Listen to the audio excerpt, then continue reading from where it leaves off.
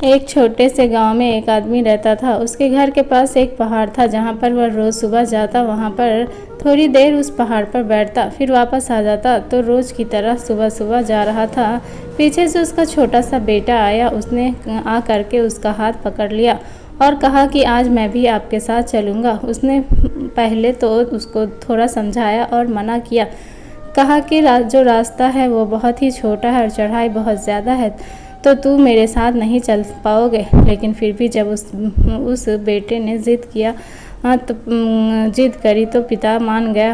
वो दोनों पहाड़ पर चढ़ने लगे। पिता ने बेटे का हाथ कस करके पकड़ा हुआ था।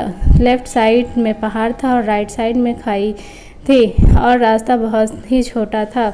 वो पहाड़ की चोटी तक पहुंचने ही वाला था, तभी रास्ते में एक बड़ा सा पत्थर आया। क्योंकि पिता उस रास्ते से रोज़ आता था तो उसको पता था कि वहाँ पर पत्थर है, तो वो साइड से निकल गया। लेकिन जो बेटा था उसका ध्यान कहीं और था, तो उसको घुटना जा करके उस बड़े से पत्थर से टकरा गया। उस बच्चे के मुंह से एक चीज़ निकली और जैसे ही वो चीखा, उसकी आवाज़ उन पहाड़ों में गूंजने लगी। और पहले उस बच्चे ने कभी भी अपनी आवाज़ की गूंज नहीं सुनी थी, तो वो समझ नहीं पा रहा था कि क्या हो रहा है। वह अंदर से थोड़ा सा घबरा गया और उसे लगा कि शायद कहीं कोई है जो छुपकर उसे देख रहा है और उसका मजाक उड़ा रहा है।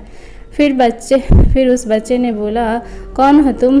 जब उस बच्चे ने उस गूंज को सुना तो उसे गुस्सा आ गया। उसे लगा कि कौन है ये जो मेरा मजाक उड़ा रहा है।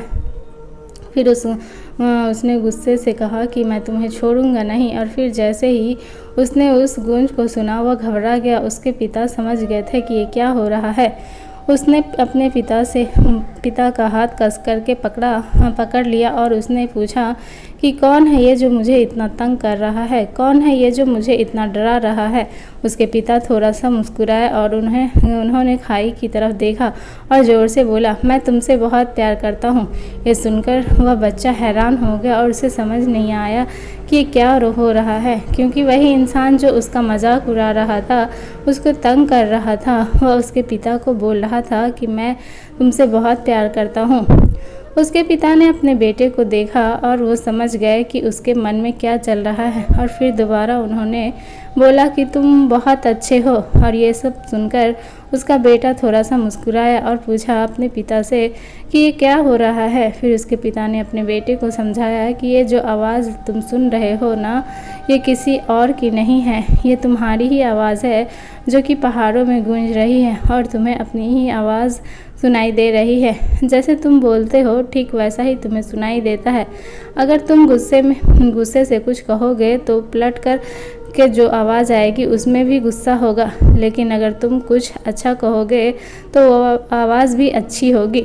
बिल्कुल इसी तरह से हमारी ज़िंदगी में भी होता है। जैसा तुम अपने मन में इस ज़िंदगी के बारे में सोचते हो, ये ज़िंदगी तुम्हारे लिए बिल्कुल वैसी ही होती जाती है। अगर तुम मन ही मन अपने आप से ये बोलते रहोगे कि मेरी ज़िंदगी तो बहुत बुरी है, तो तुम्हारी ज़िंदगी सच में बुरी हो जाएगी। और अगर तुम अपनी ज़िंदगी से प्यार करोगे तो तुम्हारी ज़िंदगी भी तुमसे प्यार करेगी। ये बात उस बच्चे के दिमाग में घर कर गई और फिर वो दोनों पहाड़ की चोटी पर चले गए।